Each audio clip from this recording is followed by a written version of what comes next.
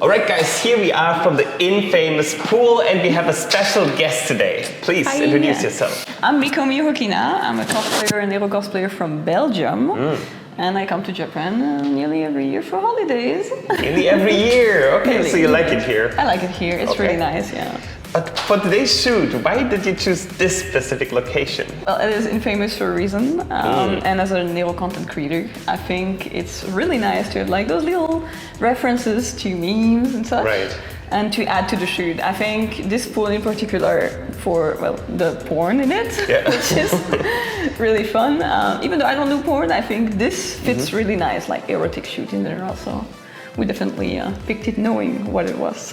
So you picked it on purpose, and it's the first time you shot here? Yes. So how was the experience? It was really great actually, except at first during midday it's really hot, like really hot. Makes it really hard for the model and also the photographer. Right. Just sweating on the spot doing nothing. But overall the picture looked great, so I think we really managed to do it. So what kind of content do you usually create? Well, mostly lewd content, but I'm also a big cosplay fan. That's how I started mostly. I do a lot of craft armors, props. I do have a fab lab at home, a huge workshop, which I love to work mostly with 3D printers. Oh wow! That's my jam at the moment. So you make your own equipment? I make a lot of my cosplays, but yeah, mostly lewd stuff is what actually started financing my passion for cosplay.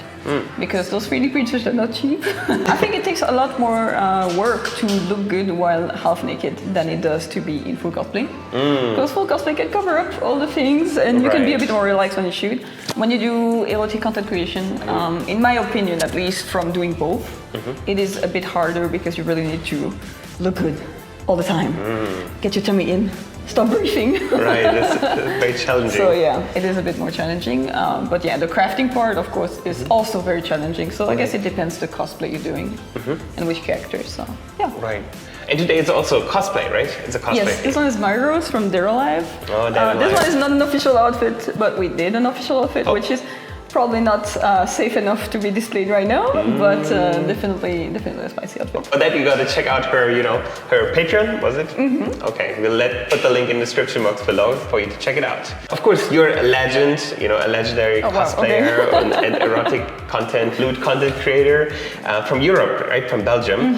But you've also been to Japan a couple of times, and you have worked in Japan. So what can you tell us about working as a model in Japan or shooting content in Japan? It is a bit different than it is in Europe, and I've been also in the USA shooting content with girls. We've also been in a lot of other Asian countries, like Vietnam, Malaysia, we've been in Singapore as well.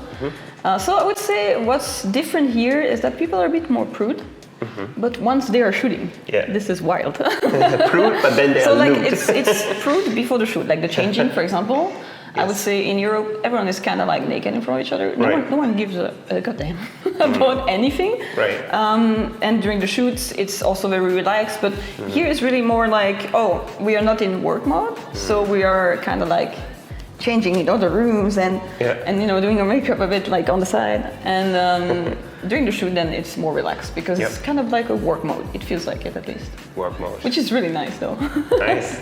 During this trip, we've done a shoot with Paddy Cosplay, which was really nice as well. And we did also with Non-Slumberjack, which is also an icon from Japan. Yeah, definitely. Such an icon. And of course, Pichapu, which was today in this pool with me. Just today.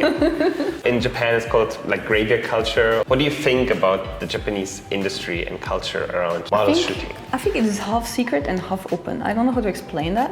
In a sense, it's half secret because people don't really want to admit they're looking at it.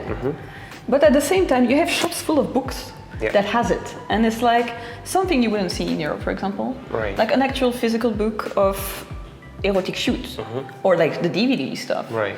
This is, I think, very specific to Japan. You have cosplayers that sell photo book at conventions, but you don't really have this in the stores like you do in Japan, for example. It's everywhere, right? Which is very, very open then. Every convenience store has those books you can open up. It's very interesting to say the least. Europe is usually very open about yes, but not especially cosplay focused. So you would say you have like those erotic magazines and stuff like Playboy, of course. But you wouldn't have like straight up cosplayers on a book, for example. That's true. That's really Japan specific in my opinion to find this in stores like that. And any Japanese conventions you visited, or would you like to visit as a cosplayer? I have not visited any because we often come in May. We would like to experience etiquette, maybe Cosholic if it comes to a good month. Nice. So you didn't have any fan encounters in Japan yet? Or No. meet fans here? But I think that would be very interesting. Yeah, definitely. Yeah, thank you very much for your time for this interview, and I hope you have a great stay in Japan. And I do so far. Some great shoots. Yeah, thank you very much for watching, guys. We'll put all the information in the description box below. Check her out. And don't forget to subscribe and smash the like button and stay lucky, bros. See ya!